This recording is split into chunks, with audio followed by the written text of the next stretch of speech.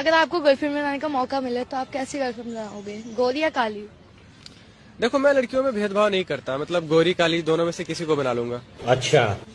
क्योंकि देखो, गाड़ी ऊपर से कितना भी व्हाइट हो, साइलेंसर सबका काला ही होता है।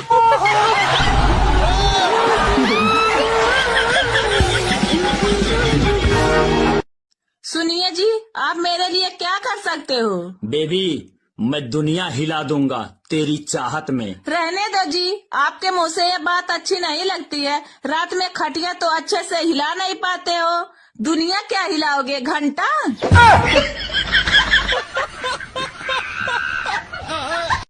सुनो जी, दारू पी पी कर जीवन बर्बाद कर रहे हो, ऐसा क्यों? तुम पागल हो क्या? जीवन बना रहा हूँ। वो कैसे? बताता हूँ। विस्की में बसे विष्णु, रम में बसे राम, बियर में बसे ब्रह्मा, देसी में हनुमान। यार किस किस को त्यागूं मैं, सब में तो है भगवान। नमस्ते मैडम जी। नमस्ते नमस्ते। हाँ बोलो, क्या काम है? मैडम, कोई काम मिल सकता है क्या? काम तो है, पर तुम कर नहीं सकते। क्यों मैडम जी? अभी तुम बच्चे हो। एक बार करवा कर तो देखो कि बच्चा हूँ या अच्छा हूँ। यार शिव, आज एक शायरी हो जाए। ठीक है, जैसी तेरी मर्जी, अभी सुना देता हूँ। क्यों चलाती है तीर जब धार तलवार में है? वाह वाह वाह वाह। क्यों चलाती है तीर जब धार तलवार में है? क्यों दिखाती हो दोनों फुटबॉल जब माल सलवार में है?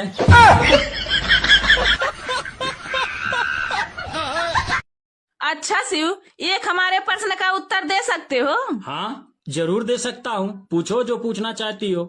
ऐसी कौन सी चीज है जिसके पोती? दूध।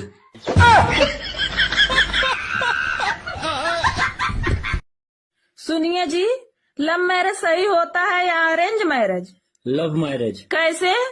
जितने देर में अरेंज मैरिज वाले घूंघट उठाते हैं ना, उतने देर में लव मैरिज वाले 2-3 राउंड मार देते हैं।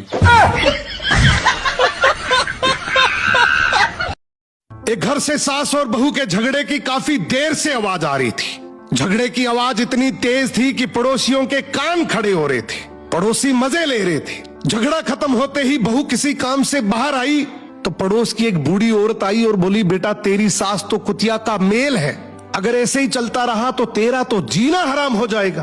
बहू ने तुरंत कहा कि आप जिनके बारे में बोल रही है ना, वो मेरी सास है, और मेरे पति की माँ तो वो मेरी भी माँ ही हुई, और हम माँ बेटी लाख झगड़ा करें, आपको पंचायत करने की कोई जरूरत नहीं है। बूढ़ी औरत बोली, बेटा मैं तो तेरी भलाई के लिए ही बोल रही थी। बहू ने कहा कि आप मेरी भलाई के लिए बोल रही हैं या बुराई के लिए, ये मुझे सब पता है। मेरी माँ ने ये मुझे बचपन से सिखाया है कि ऐसी फालतू कान भरने वाली औरतों से हमेशा बचकर रहना।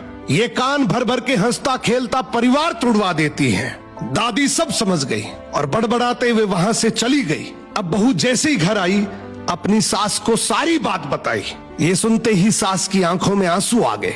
सास ने बहू को गले लगा लिया और रोते हुए बोली कि बेटा मुझे आज विश्वास हो गया कि तू मेरे घर की बहू नहीं बल्कि मेरे घर की लक्ष्मी है, और आज मुझे ये भरोसा हो गया कि तुम मेरे और मेरे बेटे को आराम से संभाल लेगी। अब मुझे कोई चिंता नहीं है। बहू ने भी रोते हुए बस इतना ही कहा कि आप मेरी माँ हैं और माँ से झगड़ा कौन नहीं करता, पर झगड़े का मतलब ये नहीं कि मैं घर की बात बाहर करूं। सो घर की बातें अगर घर में ही रहे तो घर मंदिर है, वरना कान भरने वाले तो हर गली नुक्कड़ पर बैठे हैं जो चुटकियों में एक हंसता खेलता परिवार तोड़ देते हैं। एक सेठ था, उसकी एक ही बेटी थी। जब वो बूढ़ा हुआ तो उसने अपनी जिंदगी भर की सारी संपत्ति अपनी बेटी के नाम कर दी। अब बेटी और दामाद ऐश आराम की जिंदगी जीने लगे, खूब खर्च होने लगा, मगर बूढ़े बाप की देखभाल बिल्कुल बंद हो गई। बूढ़ा सेठ ये सब चुपचाप देखता रहा, दिल में बहुत दुखी था। एक दिन उसने एक धनी सेठ से 1 लाख स्वर्ण मुद्राएं उधार ली और इन्हें लोहे की पेटियों में भरवाया और बेटी और दामाद को बुलाकर दिखाया। बोला, मेरे पास स्वर्ण मुद्राओं की 10 पेटियां हैं, ये मेरे जीवन भर का सारा धन है। मेरी मृत्यु के बाद 1 पेटी तो दान में दे देना, बाकी सब तुम रख लेना। ये सुनते ही बेटी और दामाद का व्यवहार एकदम बदल गया। अब वो बूढ़े की खूब सेवा करने लगे। हर सुख सुविधा का ध्यान रखने लगे।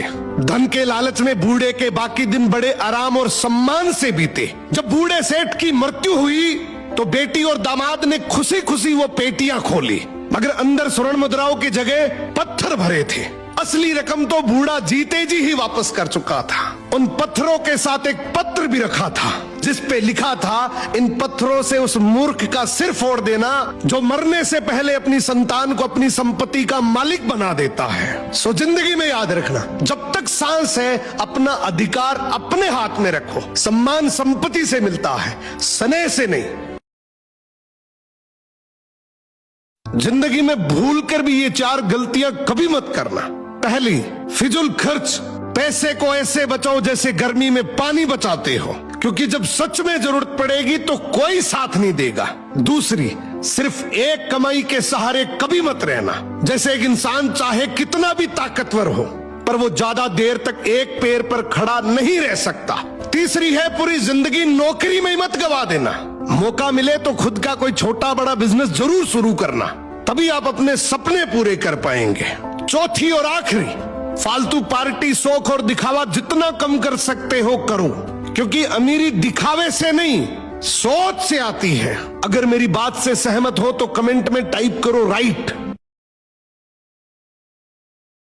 एक बार एक तोते को देखकर यमराज जी हंसने लगे। तोता डर गया, क्योंकि वो जानता था कि यमराज जी हंस रहे हैं, इसका मतलब मेरा अंत समय आ गया है। वो भागते भागते भगवान के वाहन गरुड़ जी के पास गया और बोला, कुछ भी करो, भगवान से कहो या यमराज जी से, लेकिन मेरी जिंदगी बचा दो, वरना यमराज जी मुझे कभी भी उठा ले जाएंगे। तो गरुड़ जी उसे अपनी पीठ पर बिठाकर 7 समुद्र पार एक गुफा में छोड़ देते हैं और कहते हैं, यहाँ रहो, कुछ दिन यहीं बैठ जाओ, यहाँ कोई नहीं आएगा, अब तुम पूरी तरह सुरक्षित हो।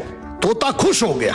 अब यमराज जी मेरा क्या ही कर लेंगे, मैं तो इतनी दूर हूँ, मुझे ढूंढेंगे कैसे।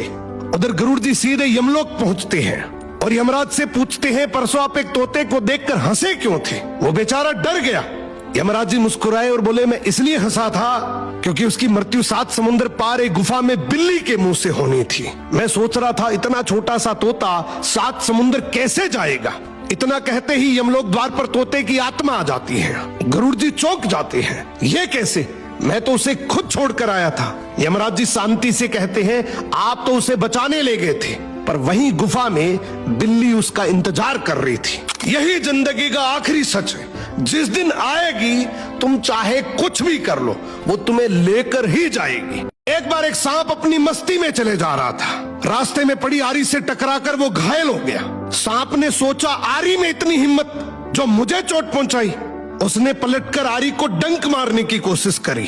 धारदार आरी से सांप का चेहरा भी पूरी तरह जख्मी हो गया। अब सांप ने गुस्से में आकर पूरी ताकत से आरी को लपेटना शुरू किया।